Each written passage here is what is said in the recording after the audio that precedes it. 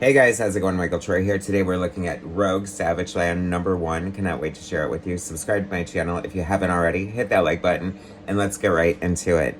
Okay, this is kind of fun. Marvel's been, and the X-Men have been doing these fun little mini-series where they're revisiting past events. This sort of started out like as a Chris Claremont nostalgia thing, I feel.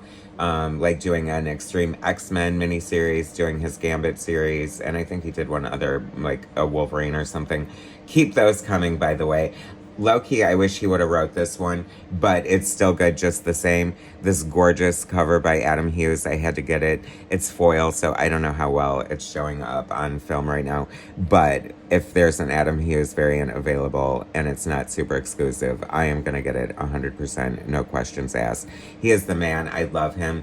My pals at Dollar Bin Bandits just dropped an interview with him last week. If you want to check that out, it's still in my queue to watch. Cannot wait. One of my dream people to interview for my show. Would love to talk art with him. Would love to have him do a variant for my next big project that I have coming up. Just throwing it out in the universe. But until then, we're going to check out Savage Land. Love the 80s kind of logo there. So cool. So much fun. You know, and this is a perfect example of what makes Adam Hughes so great. I mean, she is barely wearing anything at all. And under any other, like, artist, it might look a little salacious or whatever. But Adam Hughes, good girl, pinup art, always pleases, always looks beautiful, and is amazing. It is so gorgeous. I love the little brontosauruses in the background, faded in the distance. So cool. So this takes place when Rogue was stranded in the Savage Land, and she had this mad torrid affair with Magneto. Apparently she went through the siege paralysis. Remember that, guys? Where it basically, like, turns your life on its ear. It turned Psylocke Asian. It did other things. Sometimes it did great things. Sometimes it did weird things. Sometimes it did nothing. Rogue going through, I think it made her lose her Miss Marvel powers. Arguably, like, one of her greatest assets. So I'm like, okay, a depowered Rogue having a mental nervous breakdown in the Savage Land. This should be good. Written by Tim Seeley. It feels like he's on fire lately, writing all over the place. I do enjoy his writing. It's quite fun and effective. Art by Azulima Scoto Lavina.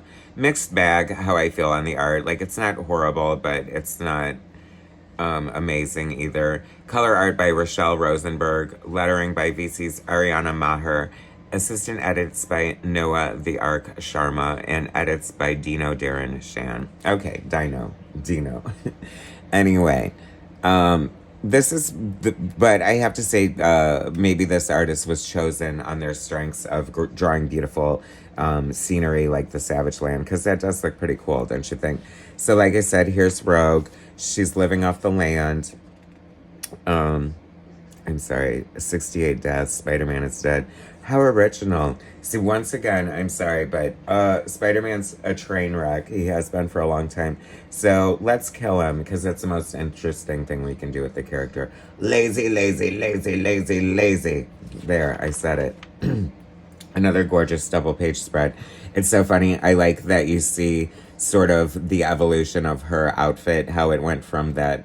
God, I don't even know how to describe whatever this outfit was, with like the thigh-high boots and like the, I don't know, it looked like sort of like I don't know. I don't even know what to say it looked like, but it was definitely of its time, right? So now living off the land in the Savage Land, without her powers. Oh my gosh. Rogue is like doing it and doing it and doing it well. You know, she could be on Survivor after this for sure. She gets to learn which animals are friendly and not so friendly.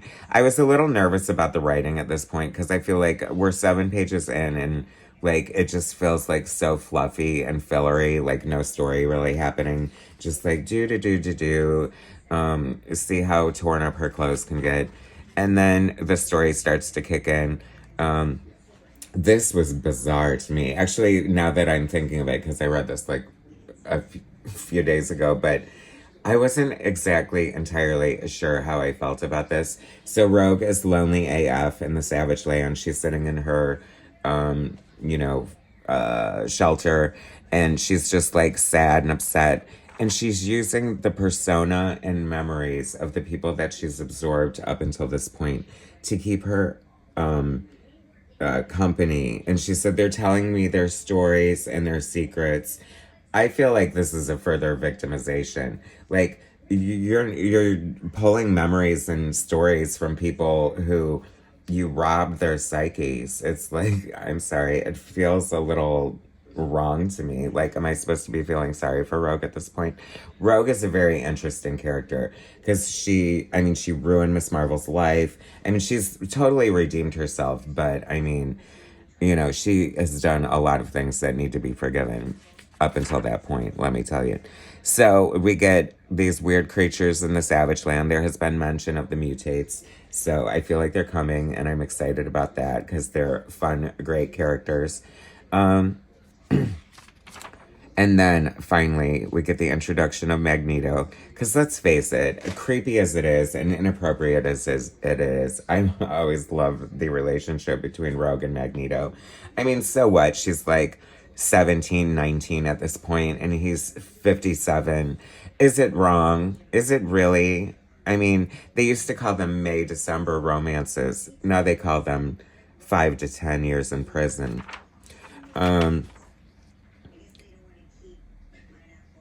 That said, it is creepy. See, here comes Zabu. I don't know, I just do not I don't know, this just feels kind of lazy. Some of the art just looks sloppy to me and slapped on the page and a little rushed. But then there are times when it looks fun and expressive, and it's not the worst art I've ever seen.